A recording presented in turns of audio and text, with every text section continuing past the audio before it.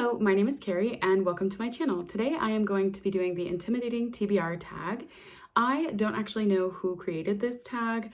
I have just watched it in various iterations across different channels and blogs over the years, and I decided that I wanted to share my answers for this because I have a pretty long TBR like many readers, and I always find it interesting the books that stay on our TBR for a very long time for various different reasons. I'm gonna start off with the questions now, and the first one is, what book have you been unable to finish? For me, this is I Contain Multitudes by Yong. This is a nonfiction book looking at microbiomes, and the book kind of pitches it as it's mostly about human microbiomes and how microbiomes have become such an important part of science research. However, the book itself is actually more focused on microbiomes than I expected. I have started this one. I've made it about like 75-ish% of the way through. I've been listening to it on audio for multiple months, and I have been frequently going back and re-listening to sections, making notes as I've been reading. But this book is very difficult for me to finish because a lot of it is very meandering. I am not a big fan of the writing style, and I've been debating if I just end up DNFing this one because although it's a book that I really looked forward to because I wanted to learn more about microbiomes and how important they are in understanding science and health, this writing is really not for me, and that has resulted in it remaining unfinished for months now. I think I started it in like August or September of 2025. So yeah, it's been a very long time. The next set of questions are all based on the beginning prompt, what book have you yet to read because? So the second question is, what book have you yet to read because you just haven't had the time? For this one, I'm gonna say The Empire of Gold by S.A. Chakraborty. This is actually a copy that was loaned to me by a friend. I have a physical copy in the US though, so I'm still counting it in this. This is the third book in the Devabad trilogy by S.A. Chakraborty, and I really enjoyed the first two books. I especially loved the second book. It was one of my favorite books of last year, so I have eagerly been awaiting this final installment. However, it is a very long book. I believe it is 700 pages, 790 pages. And I have to be honest, it's been a while since I read a book this long, and for the previous two books, I really binge read those books all in one sitting. So I feel like I do need to have a few days set aside where I can just read my way through this and not have to worry about breaking it up.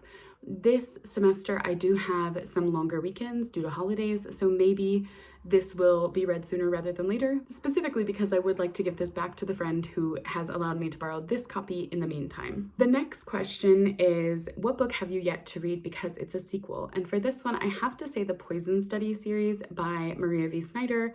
I am saying the entire series here because I actually bought the entire series on sale. I unfortunately have not read the first book, so I can't read the sequel or the third book because I don't know what actually happens in the first one. But this is a series I've wanted to read for a long time, and they recently re-recorded the series, which is why I think they were on sale, because the original narrator, I have to say, I was not a big fan of. I sampled the audiobook for that one multiple times, so I'm happy to see that they have been re-released, and then I got those specific versions of the audiobook. The fourth prompt is, what is a book that you've yet to read because it's brand new? I actually have two books for this prompt because I bought them at the same time on a recent trip. The first one is The General of the Dead Army by Ismail Kadare, and this is an Albanian author. I actually bought it while I was on a recent trip to Albania.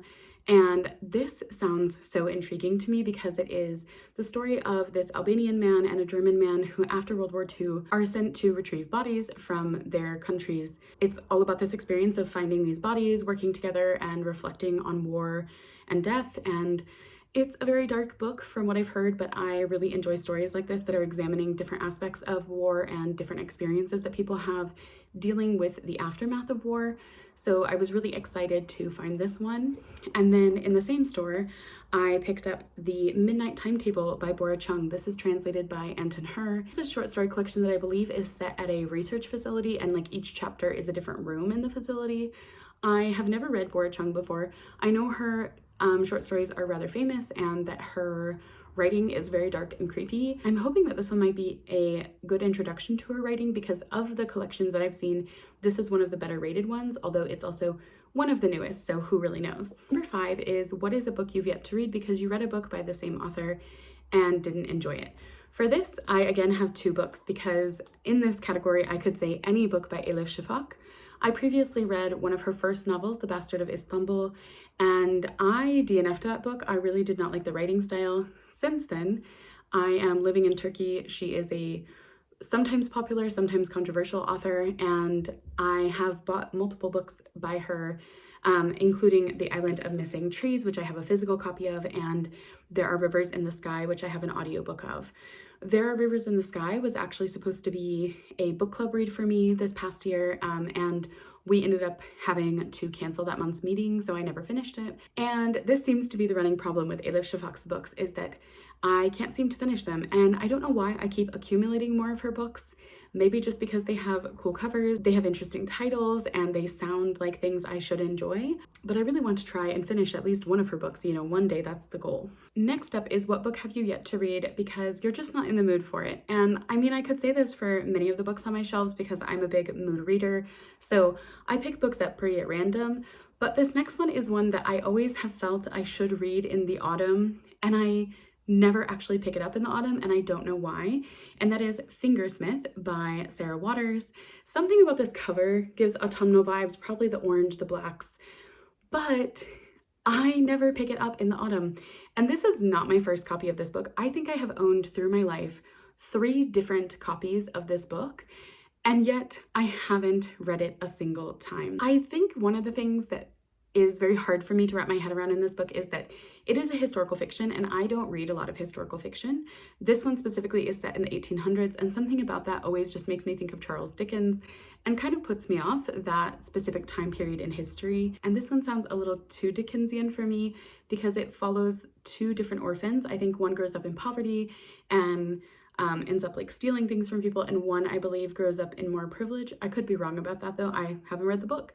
Even though I have heard amazing things about this book, I don't think I've ever seen a bad review of this, but yet I just don't feel a pull to it. And I think it's one of those where I need to force myself to read the first chapter and then really decide, is this something I need to keep on my shelves and keep trying to go back to, even though I largely forget that it's a book I want to read, or do I really need to finally say goodbye to it? Number 7 is what book have you yet to read because it's humongous. And for this, the obvious answer is The Eighth Life by Nino Hirotashvili, and this is, I believe, translated from the German by Charlotte Collins and Ruth Martin. This is a ginormous book. It's over 900 pages, and it follows, I believe, these 8 generations of a family that is living in Georgia. I actually got this on a trip that I took to Georgia because I do enjoy traveling to different places and getting books by authors from those places, supporting local bookstores.